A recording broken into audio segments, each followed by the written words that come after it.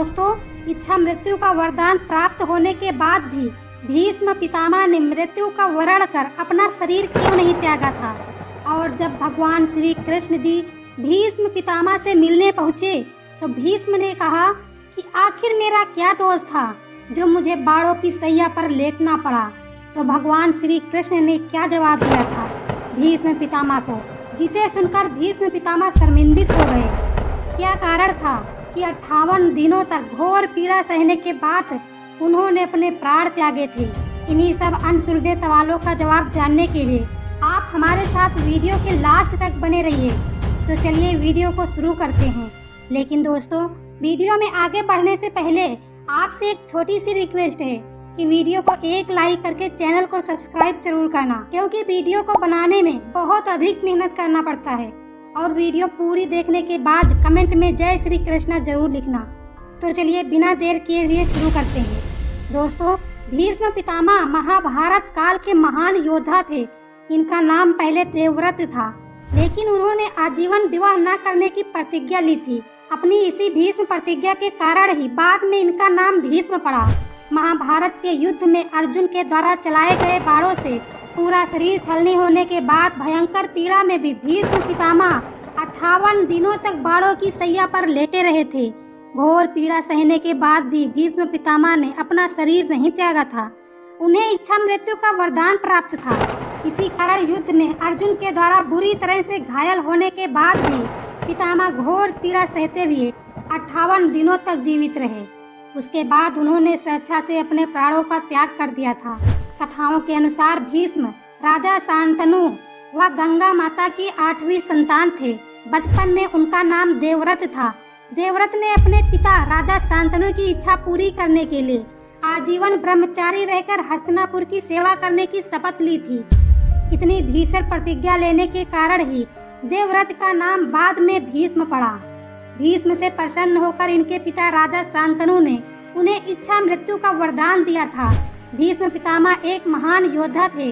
उनको युद्ध में हरा पाना आसान कार्य नहीं था। महाभारत के युद्ध में भीष्म के द्वारा पांडवों की सेना का विनाश देखकर श्री कृष्ण अत्यंत क्रोधित हो गए और अर्जुन को भीष्म पर पूरी शक्ति से वार नहीं करते देख वे स्वयं ही चक्र लेकर भीष्म को मारने के लिए दौड़ पड़े। तब अर्जुन ने श्री कृष्ण को रोका और अपनी पूरी शक्ति से भीष्म पितामह से युद्ध करने लगे। अर्जुन के लिए भी भीष्म पितामह को हराना आसान कार्य नहीं था। इस कारण से अर्जुन ने शिखंडी को ढाल बनाकर भीष्म पर एक साथ कई तीर चला दिए थे। शिखंडे में स्त्री और पुरुष दोनों ही तत्व थे और भीष्म कभी भी किसी भी परिस्थिति में किसी स्त्री पर हाथ नहीं उठाते थे। इसीलिए भीष्म ने शस्त्र नहीं उठाए और इसी का फायदा उठाकर अर्जुन ने अनगिनत बाण भीष्म पितामह पर चला दिए, क्योंकि भीष्म को इच्छा मृत्यु का वरदान प्राप्त था। इसीलिए भीष्म की मृत्यु नहीं हुई और वे घोर पीड़ा सहते हुए यूं ही खड़े रहे। तब उनकी पीड़ा को देखकर अर्जुन को रहा नहीं गया और अर्जुन ने बाणों की सैया बनाकर पितामह को उस पर लिटा दिया, जिससे कि उनकी पीड़ा से कुछ राहत मिल सके। दोस्तों, अब आपके दिमाग में ये सवाल उठ रहा होगा कि जब उनको इच्छा मृत्यु का वरदान प्राप्त था तब उन्होंने प्राण क्यों नहीं त्यागे, इन बाणों की सैया पर क्यों लेटे रहे, तुरंत प्राण क्यों नहीं त्यागा। तो हम आपको बता दें कि भीष्म पितामह को बाणों की सैया पर क्यों लेटना पड़ा। दोस्तों, कथा के अनुसार जब भीष्म पितामह महाभारत के युद्ध में घायल होकर सरसैया पर लेटे हुए थे, उस समय श्री कृष्ण पितामह से मिलने के लिए पहुँचे।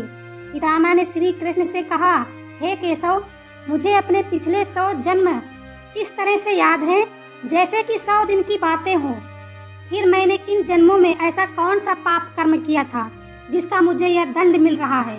इस पर श्री कृष्ण बोले, हे पितामह, आपको 100 जन्म तो याद हैं, मगर पिछला 101वां जन्म याद नहीं है।